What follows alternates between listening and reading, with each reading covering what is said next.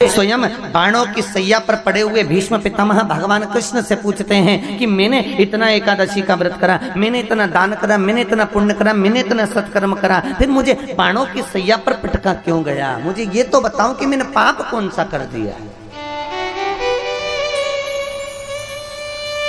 जब मैं सारा पुण्य करा हूं, जब मैं सारा अच्छा काम करा हूं, तो फिर बाणों की सैया क्यों मिली मुझे?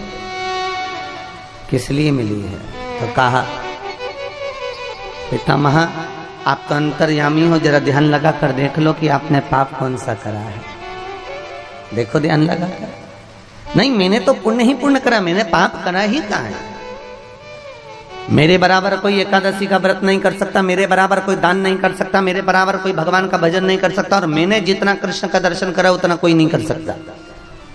तो पितामह ध्यान लगाइए, आपके जीवन पर कि आपने आने वाले जन्मों में क्या क्या कर्म करा। भीष्म पितामह कहते मैंने 48 जन्म तक का हिसाब मेरे पास में रखा है कि 48 जन्म पहले तक मैं एक राजा था, और अगर 48 जन्म पहले मैं एक राजा था तो फिर हिसाब लगाओ कि 48 जन्म पहले राजा बनकर तुमने क्या किया?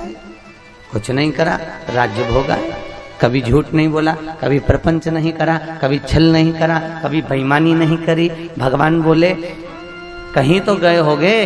राजा बोला हाँ। भीष्म पितामह बोले एक बार मैं वन में से निकल कर जा रहा था, फिर मेरी सेना मेरे पास आकर कुछ बोली। क्या बोली? कि महाराज बीच राह में एक बड़ा सा सर्प पड़ा हुआ है और वो सर्प राह नहीं दे रहा है, क्या करें? राजा के रूप में मैं जब था, मैंने कहा सर्प को उठाओ और एक कोने में ले जाके डाल दो, रास्ता क्लियर करो जिससे आगे बढ़े, ये सेना पूरी पार होए। हमने बस इतना कहा था और इतने में सैनिकों ने उस सर्प को ले जाकर कोने में डाल दिया।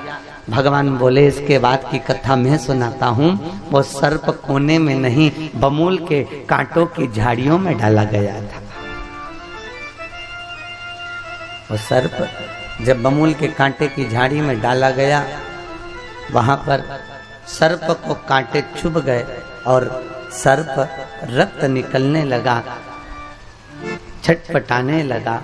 उन्हीं कांटों में पड़े पड़े पड़े पड़े वो सर्प मर गया। वो सर्प के प्राण छूट गए, वो मर गया। बस राजन, उस चरित्र का स्मरण करो। कांटों में फंसा फंसा सर्प मर गया।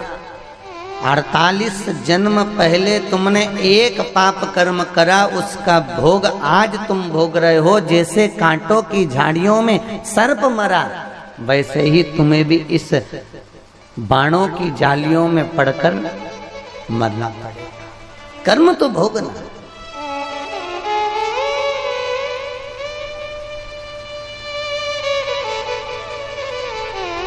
मृत्यु लोक में अगर जन्म हुआ है तो कर्म का भोग भोगना है। स्वयं दशरथ जी महाराज के हाथ से श्रवण कुमार को बाण लगा और फिर दशरथ को जो श्राप लगा, तो दशरथ जी ने भी अपने पुत्र के वियोग में प्राणों को त्यागा।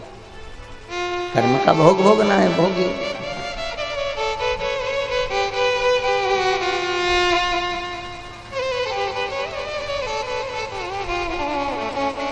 इसलिए निवेदन है, अच्छी करनी करो रे भैया, कर्म न करियो काला रे। लाख आंख से देख रहा है तुझे देखने वाला, वो देख रहा, भोग भोगना। दिशा टीवी पर प्रसारण संबंधी जानकारी के लिए संपर्क करें 9560797788 9560797722 8130969977। धर्म संस्कार से जुड़ी अन्य जानकारी के लिए हमारे चैनल को सब्सक्राइब करना ना भूलें।